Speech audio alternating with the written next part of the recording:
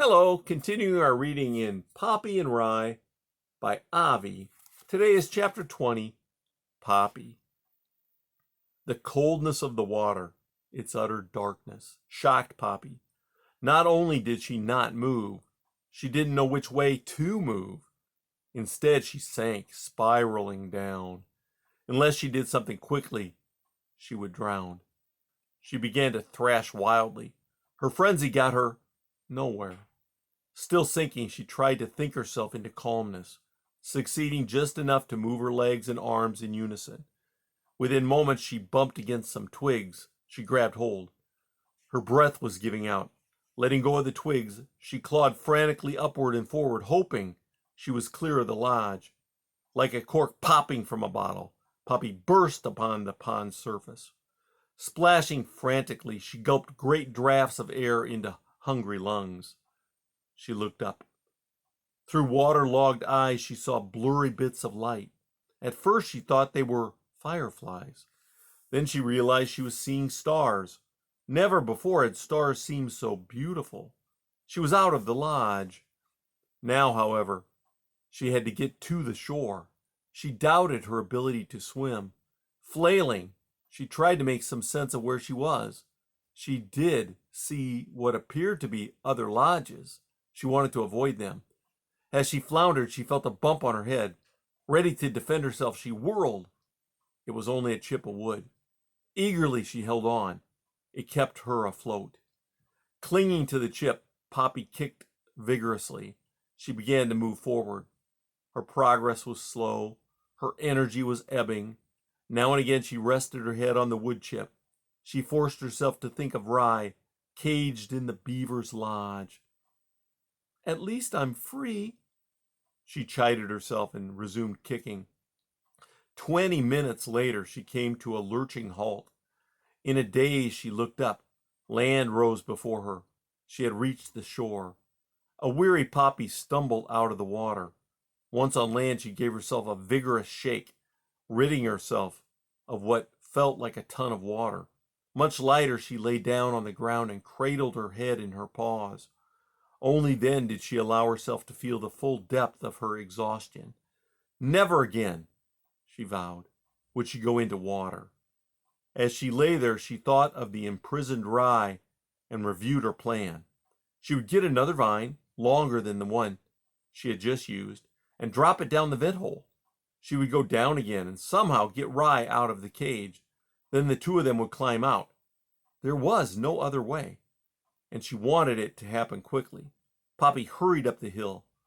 By the time she reached the boulder, the pink glow of sunlight had begun to blossom upon the eastern horizon. Birds began to twitter madly. It was as if a night of silence had been too much to bear, and there was a desperate need to make up for lost time. She considered the pond. As Poppy watched, a swarm of beavers emerged from the lodge where she knew Rye was being held. She studied them with intense anger. They were so large and powerful, and those teeth and huge tails. She hurried into the nest. The mice were astir, but moving about as though weighed by great burdens.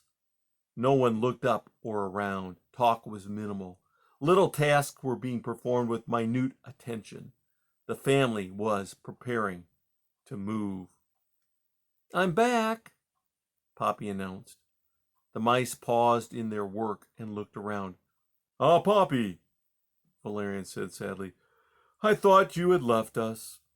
Not at all. I went to see Rye. Rye? How'd you do that? Curly Dot called out. Poppy told how she got into the beaver's lodge and of her subsequent visit with Rye.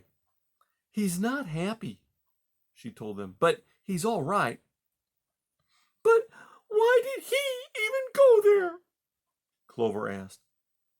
He wanted to do something about the beavers. Did he? No. Valerian's tail waved in agitation. Why that mouse must always be trying to prove himself, I can't begin to imagine. And now a prisoner held for a ransom, the ransom being our moving away. Well, we're trying to go as quickly as we can. I do have a plan to free him, Poppy offered. The nest became very still. Miss Poppy, Valerian said, drawing himself up and speaking somberly, ever since you came to our nest, you've been telling and doing some remarkable things. We don't doubt you are an exceptional creature. Perhaps living quietly and simply by the brook, we've become a tad shy of difficulty. No doubt the beavers have unnerved us too, but the truth is, Valerian concluded, it would be better if we just gave in. Won't you even listen to my plan? Valerian sighed. I guess we can. You just mustn't expect us to do anything. As Rye's family stared at her with dull eyes and twitching ears, an uncomfortable Poppy stood in the middle of the nest. She felt some anger. These mice had been generous when she told them of Ragweed's death. Now that she was suggesting they do something to keep Rye from dying, they were not so hospitable. I got into the beaver's main lodge, she told them anew, by using a vent hole and a vine to drop down inside. Unfortunately, Rye and I couldn't break his cage. I need more teeth or paws. I'll need a few of you to join me when I return to the lodge with a longer vine. Go into the beaver's lodge? Cried an alarmed mouse. Right, the way I did. Wouldn't that be dangerous? Called another. Those beavers are so big, a swat of their tails. And what about those teeth? Still another said. One bite and goodbye. Poppy held up a paw to still the objections. I have a friend, my best friend. He came with me from Dimwood Forest. Another mouse? Asked one of the youngsters. He's a porcupine. His name is Aerith. Porcupine quills are very sharp. My friend is always losing his. I'll get some. When we go into the lodge, we'll carry each a quill to defend ourselves. One quill against all those beavers? Asked another. Exactly. Where's this friend of yours? Someone asked. Waiting for me beyond the ridge? Valerian cleared his throat. Poppy, how many of us do you propose it will take to get Rye out? There's me, of course, she replied. But I'll need at least a couple others. No one spoke. It was Clover who said, Poppy, perhaps you could get Rye out, but what about the beavers? They'll simply go on building. What will happen to the rest of us? I'm not sure, Poppy admitted, but I must free Rye. My dear, Clover said, I do wish I could believe your plan would be helpful. I truly do, but no, I can't. She turned to Valerian. Do you? She asked. Valerian gazed at his feet. It seems awful risky, he said gloomily. He looked up. And it sure will create greater danger for the rest of us. No one spoke. Then, speaking gently, Poppy said, But, as I understand it, you've not resisted them at all. Once again there was silence. Valerian cleared his throat. Poppy, he said, since this matter concerns the family, I think we need to talk this over privately. All right, Poppy said, trying to hide her disappointment. I'll go where my friend is waiting, gather up some quills and bring them back.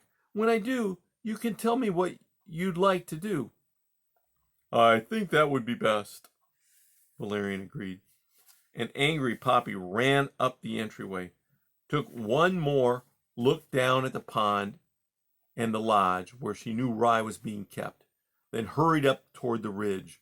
She had no trouble finding the cottonwood where she had seen Aerith go, but the porcupine was nowhere in sight. And that's the end of chapter 20.